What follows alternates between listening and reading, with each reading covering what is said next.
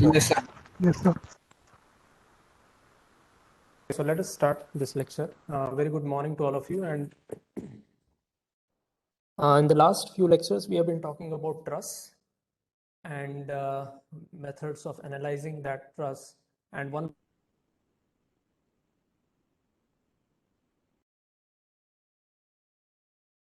where we joint to joint in an intelligent way to to solve the forces in the members as well as in the on the joints, right? So that is the what we have seen method of joints.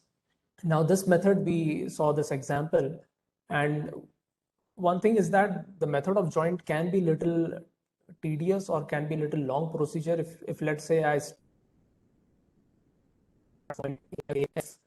and then if I have to calculate forces in some other members. So let us say I'm interested in calculating force in BD or in CE or some other members. So you have to, it's a little bit long, tedious process.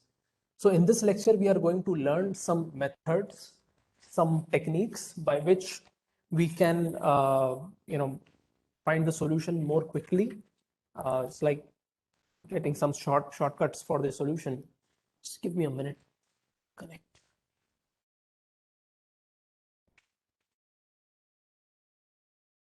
Okay. Yeah. So yeah, so that's what we are going to see, some methods. So the first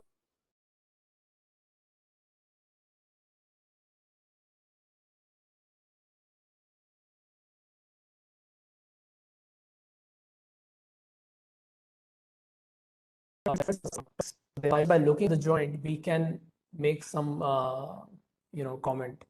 So Excuse me, sir. this joint is, yes. Sir, your voice was down for something like 10-15 seconds. If something important was said, can you go again on that? Okay, Piyush, I will repeat again. Thank you, sir. So what we are going to learn in couple of slides are some special joints. So this is a part of method of joints, and by learning these special joints, it will help us to simplify the solution procedure, and we'll be able to get solution more quickly. So the first type of joint is when you have a joint and the members are connected in a straight lines. So if I have got a joint, like in this figure you can see, I have a joint A and I have member AD and AB, which is connected in a straight line, and AE and AC is also in a straight line. So if this is the case, and if I draw the free body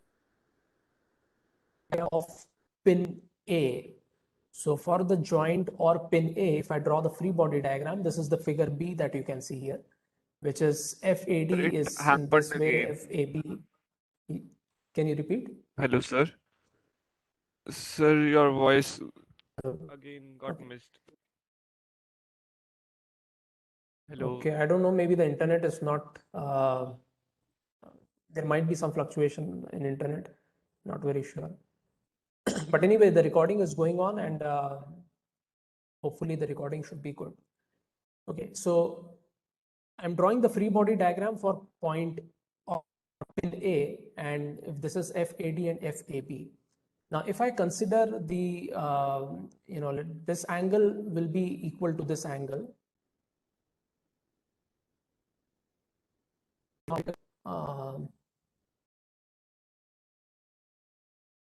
So if I take a component of FAB perpendicular to this FA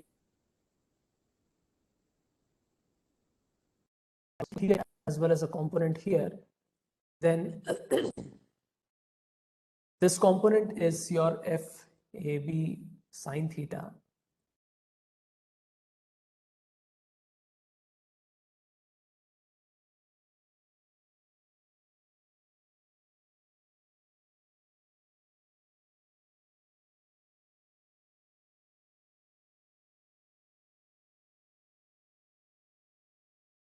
If this is equal, then there cosine components are also going to be equal, and therefore FAE will also be equal to FAC. And therefore, from this equilibrium of the spin, we can say that forces in opposite members intersecting in two straight lines at a joint are equal, right? So if I have two members which are if I have two straight lines and four members connecting at that point, then we can say that this force will be equal to this force and FAC will be equal to FAE, right? So that is the one important conclusion of this special joint. And now if I consider another part of this case where the member AE, let us say the member AE is replaced by a load P. So if the vertical member AE is replaced by load P, then we can say that the load in so in this case, now I can say that FAB will be equal to FAD and P will be equal to FAC. This is an extrapolation of what we have seen in the previous slide. The load here, vertical load, this load, since it is in straight line with AC, therefore the load P will be equal to FAC, and similarly FAB will be equal to FAD, right? So that is another important conclusion. Now the third important conclusion is suppose if this P is equal to 0 here, right? So there is no load which is acting here. And if P is equal to 0, then we can directly say that force in member AC will be equal to 0. And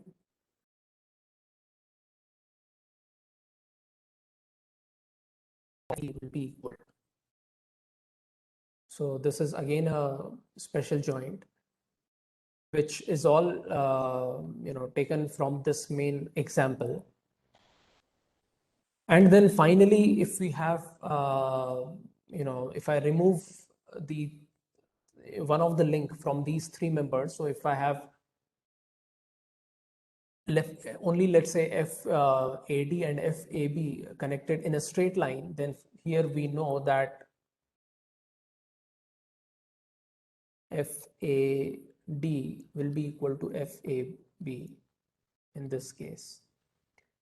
And suppose in the previous case, if I remove one of the link, let's say in this case AD, if I remove it, and if I have members such as this intersecting at an angle, then the force in both members should be 0 for this system to be in equilibrium. So in this case, your AD and AB, both forces will be equal to 0.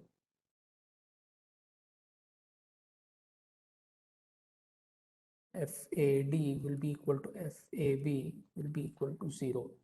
And in this case, these two members are called zero force members because they are going to carry 0 force. Both will, so that is the only condition when this system will be in equilibrium. Okay, now the method or these special joints will help us to simplify the problem in many cases. And here is one such example.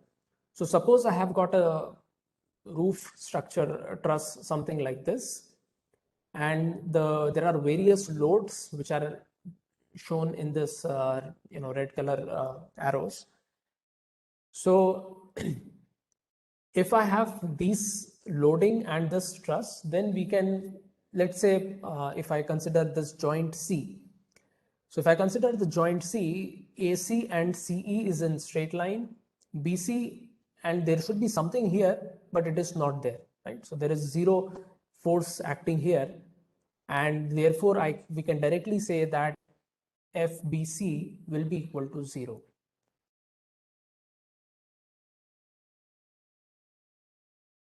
So using the methods or the techniques we have seen, so just by visual inspection, we can say that FBC will be equal to 0.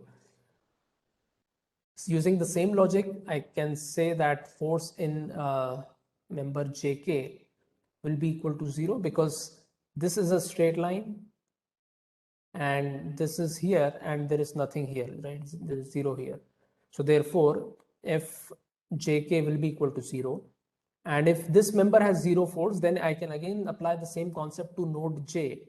So in node J, this is a straight line and this is a straight line, but there is no load here. So therefore, this member Fij, this will also be equal to 0. And using these methods, we can get the solution more. Okay, so that was about method of joints. Yeah, Ayan, you want to say something? At point B, there is a force of 25 kilonewton. So how F of BC equals to 0? Can you repeat your question? At point B, there is a force of 25 kilonewton. Then how we say that F of BC equals to 0? Force where? JK. No, sir. F of BC.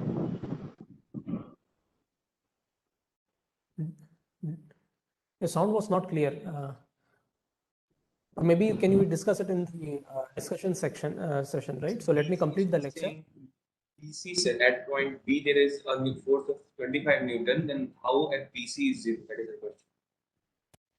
Point BC. So I'm talking about, yes, okay. So about BC, if you consider node C, we are considering the node C, and at node C, this is in a straight line, and this is another straight line, but here there is 0 force acting at C downward.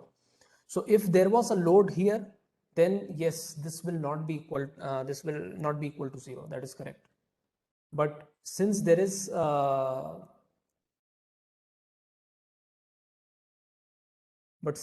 no load acting at point C, therefore force in member BC is 0. So this is 0, that's fine. And at node B, yes, there is a load here, and there are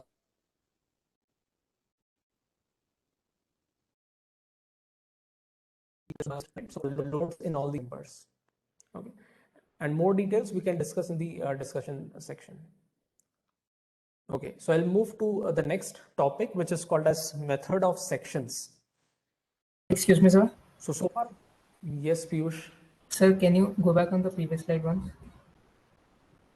Sir, this technique is valid only if the 4 paths are independent, or if it will work even if points like C or E are rivets or screws, something like that. So this method, or what we are discussing in this class we started with, is it is valid if the 4 members are in straight line. So 2 are in one straight line, the other 2 are in other straight line. Yes, sir. Okay. Sir, I'm asking whether EAC, sir, or in this particular slide, DAV, does it have to be a continuous member? EAC. Maybe there is your a sound got disconnected. Piyush, can we, otherwise the lecture will go on for 1 hour, right? So let me finish the lecture for 30 minutes, then we can have a lot of discussion. Okay, sir. So the next topic is method of sections, and this method is useful to get a quick solution, particularly if you want to solve for a member which is intermediate, right? So this method is when we want forces in one member or few members are required, and the method relies on drawing the free body diagram of a cut section or a region which contains multiple rigid bodies. So in method of joints, we have drawn free body diagram for the joints, for the pins, and for the individual members. But now we are going to draw the free body diagram for a region or a cut section of the which contain multiple rigid bodies connected together. So how this method works, it's something like this. Suppose I have got a truss shown in this top figure A, and we want to find forces in some members. So what we will do, we will take a cross-sectional area, let us say NN, and now along this cut section, we take this portion out. So we consider this left hand portion drawn separately, and we draw the free body diagram for this section here, which is a part of the structure, not the whole structure, a cut section. Now this is the free body diagram. P1, P2 are external loads, and now we have to show the exposed internal forces. So there are internal forces in member BD, BE and CE along which our cut section passes. So we draw these internal forces which are exposed, and we have to draw these internal forces which so far were not we've not drawn them so explicitly, but yeah, so this is the internal forces. And now for this section, we can now solve for the internal forces.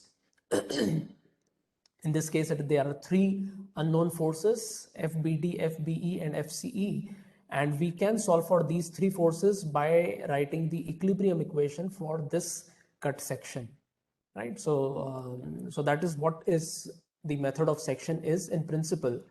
And let us quickly write down the equations here, which you can see from here, right? So in this diagram, if I want to write down the equation, a good way to start is we can write moment about point E equal to 0.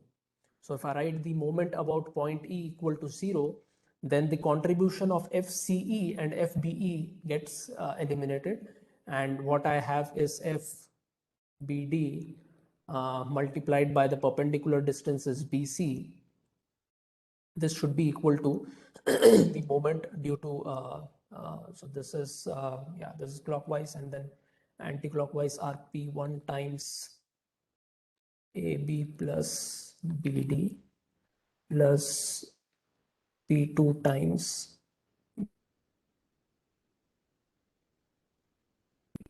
so using this equation, we can solve for your FBD. Similarly, you can write down the Fx is equal to 0 and Fy is equal to 0, and we can solve for FBE and FCE using this method. So by using this method of sections, and now since we have a system of rigid bodies, we can balance moment which was not present in the method of joints equation. So now this is quite powerful way of simplifying equations and getting just one variable, right? So now I can choose some special points.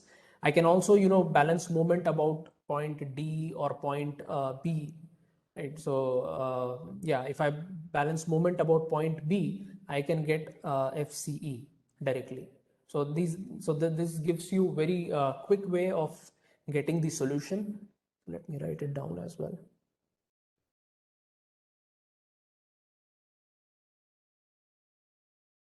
So if I balance moment about point B is equal to 0, from here by this one equation, I can directly get FCE, right? So there are various ways of getting a quick solution, and yeah, that is the method of moment. Now, yeah, another trick or another advantage that can be taken from this method is you can select your own section, whatever you like. So I can select section NN like this, or I can select a section, let's say KK, something like this. I can select a section a very curved section, something like PP. So any cut can be chosen as long as the cut creates a separated section. So that is important, that you should be able to separate out the section freely and draw its free body diagram and write the moment equation, write the force balance equation, and you can solve it. Now, again, that's where you have to intelligently select the section so that the number of equations and number of variables is, you can solve it.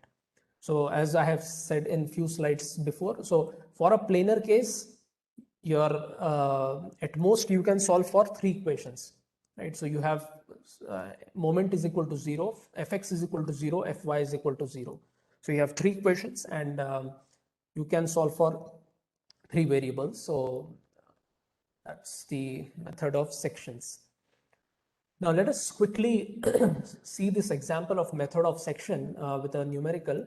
The same problem of a transmission tower that we have seen in the last class, but now let us solve this using method of sections.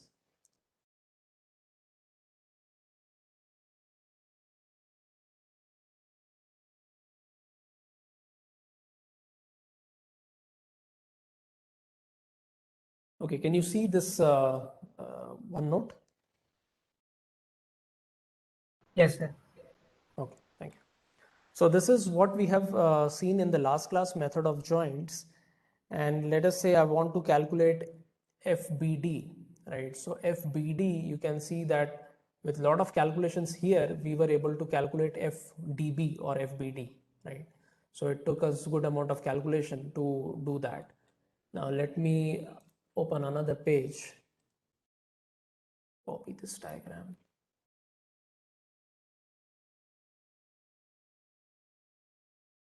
Okay. So let us say we want to solve the same problem using method of sections, and let's say I'm interested in member BD. So one technique, one method, what we can do is I can do a cut section, something like this, right? So if I take a section along NN, and if I take out this section out and draw the free body diagram, so let me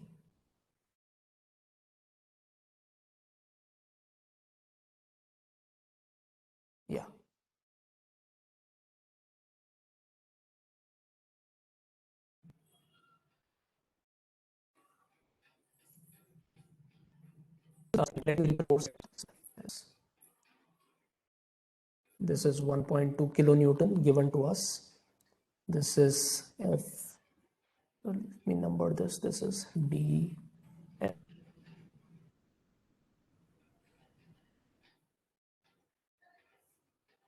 E. So this is FEF. This is FED. And this is FAB. BD. Okay. So this is the cut section that we have chopped off from the structure and drawn the free body diagram. Now from this diagram, I can write summation of fx is equal to 0, summation of fy is equal to 0, moment equal to 0. By the way, the first thing is to count number of variables. So we have 3 unknowns, FBD, FDE, FEF, and it's a 2D truss, so it makes sense. So we have 3 unknowns, 3 variables, that's fine. And now let's write moment about point E is equal to 0. So if I write moment about point E equal to 0, then these two moments are 0. And what I'm left with is FBD multiplied by ED, which is ED in this figure. You can see it is 1.2 meters. This is equal to so this moment is anti-clockwise, and moment due to 1.2 is clockwise. So I'll write into 10 to the power 3 kilonewtons. So this 10 power 3 multiplied by the horizontal distance, and this horizontal distance you can see here, it is 2.21. So multiplied by 2.21. 1.21.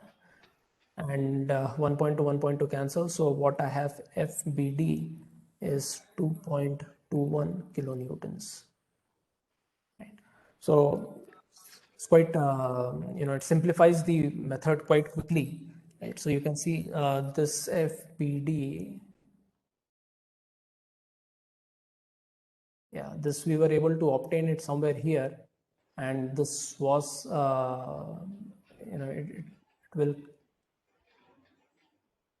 it will turn out to be the same number, FBD. And this here, by this simple one-line calculation, we are able to get that very quickly. So this way you can do this thing very quickly. And if FBD in this section turns out to be in this way, if I draw, Sagar Kumar, can you mute yourself? Sagar Kumar, can you please mute yourself?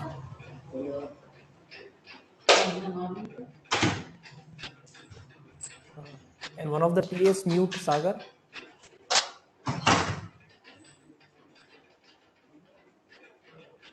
Anyway, so yeah, that's about the method of sections. And you can, yeah, I was saying that this force turns out to be in the left-hand direction. So if I draw for the member BD, the force is equal in opposite. So it will be something like this. And therefore BD is in tension.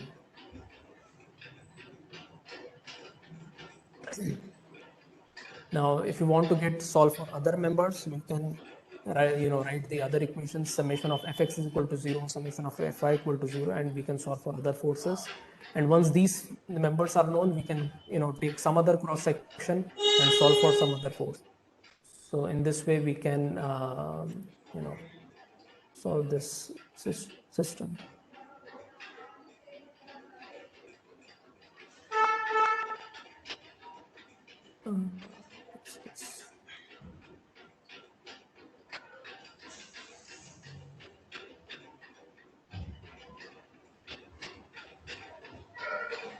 Someone is unmuted.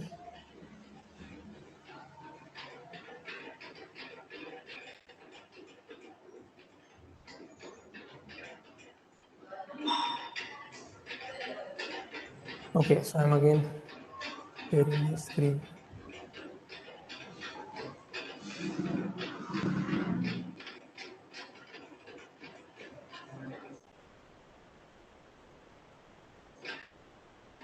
So this was the method of sections, and that completes an analysis of truss. Sagar Kumar, who is not muted, I don't know. Okay, so that completes our analysis for the truss. And so truss had two main methods, method of sections and method of joints and method of sections, right? So that's about truss. The next topic is frames and machines. So frames, as the name suggests, that we have got, as we have seen in the definition, so frames have 3 force membered or even multiple force members present, right? So for example, these figures, so let me first go to the top right corner. The top right corner is the figure of a truss, what we have seen. So in truss, the forces act, so all members are 2 force member, that is a truss. So if there are external loads, the external loads also act on the nodes or at the joints. So that is a truss. Now, if the external loads act somewhere in the middle of the link, right, such as in this case, then members AC or BC, they become 3 force member, because you have forces at node A, at C, as well as in between. So these are 3 force member, and these are categorized as frames. Similarly, in this figure here, you can see this is also, you'll have CF is again a 3 force member. AD is in fact a 4 force member, right? So you have multiple force member present here. So these are examples of frames. And then machines are also similar, but can move, right? They, for example, this example of a plier that you are seeing here.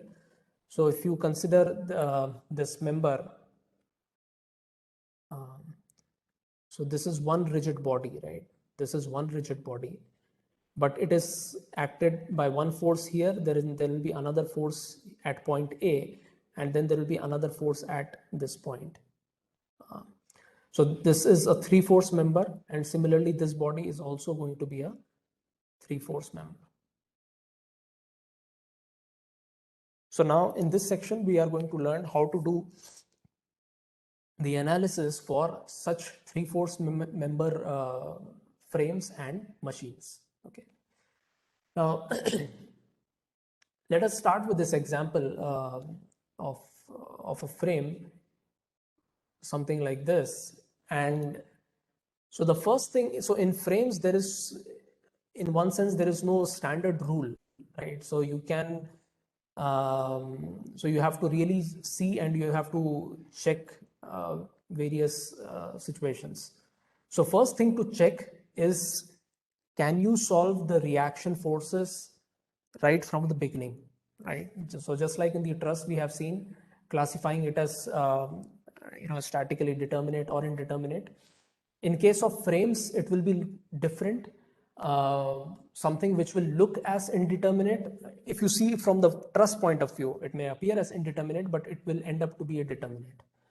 And so first thing is to try from the onset. So for example, in this case, you can see here there is a pin joint at A, and there is an external load W which is given, which is acting here, right? So now what are unknowns? The unknowns are the reaction forces at the pin joint A. So there is going to be AX and AY. There will be no moment because it is a pin joint. So there is no moment here. There is another tension due to the rope T, which is unknown. In this case, we do not know it. So now let us see, how do we solve this?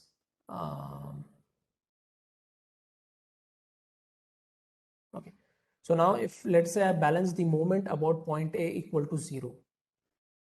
So if I balance moment about point A equal to 0, from this equation, you should be able to see that I'll be able to solve for the tension T. W is known, the geometry is known, and therefore, from this equation, we can directly solve for tension T. Now this can be solved, and then I can write summation of Fx is equal to 0, summation of Fy is equal to 0, and from these two equations, I can solve for Ax and Ay. Can be solved, right? So in this problem, which is a simple problem, I have 3 unknowns, and I can solve it right from the beginning. It's a very simple problem. And tensions are known, tension is known, the reaction forces are known. Now what we can do is we can go to each member separately, right? So now, so far we have seen the whole structure together. Now let us separate out the members and draw the internal forces that will act on these members. Now, a very important thing that will help in the analysis of frames is to identify 2-force member. So this is a step which is very, very helpful to identify what are the 2-force member present in the system. Now, in this case, we know that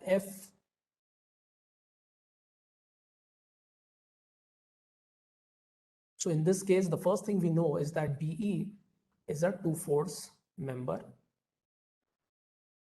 And this, really helps to simplify the problem. So once FBE is a 2-force member, then we can just write the FBE direction along BE.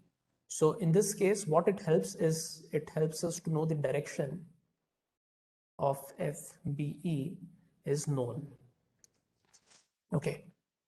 Once FB is known, then on member CEF, I can draw this FBE equal and opposite. So I can assume this direction, right? So I've assumed this direction. So I've assumed BE to be in compression.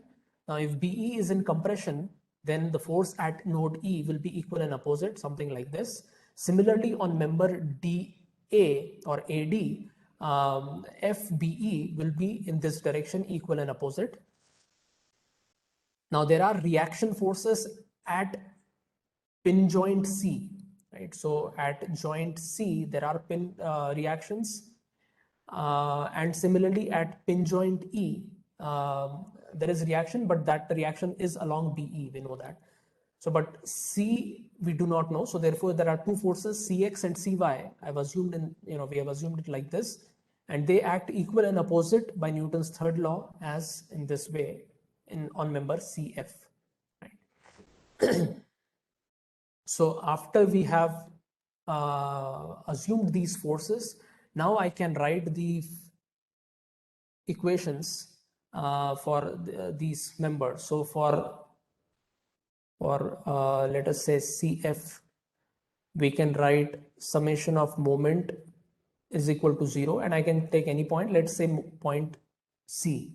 So if I write, so for CF in equilibrium, or CF to be in equilibrium, moment about point C is equal to 0, and from here I can directly solve for FBE, can be solved, right?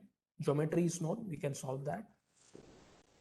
Then we can apply Fx is equal to 0, summation of Fy is equal to 0, and we can solve for Cx and Cy. The reaction forces at joint C can be calculated. Now, once Cx and Cy are known, then I'll go to for body AD. For body AD, yeah, of course, now everything is known. When you don't, yeah, if you again go to body AD, you can cross check that your, we can do a cross check on reactions AX and AY, whether it is satisfying the equilibrium condition on reactions and the tension, and you will see that yes, it ends up satisfying the conditions, right? So this was a very simple problem, and that's the method by which we can solve this. So I think that's all for this lecture. Now we can have a discussion.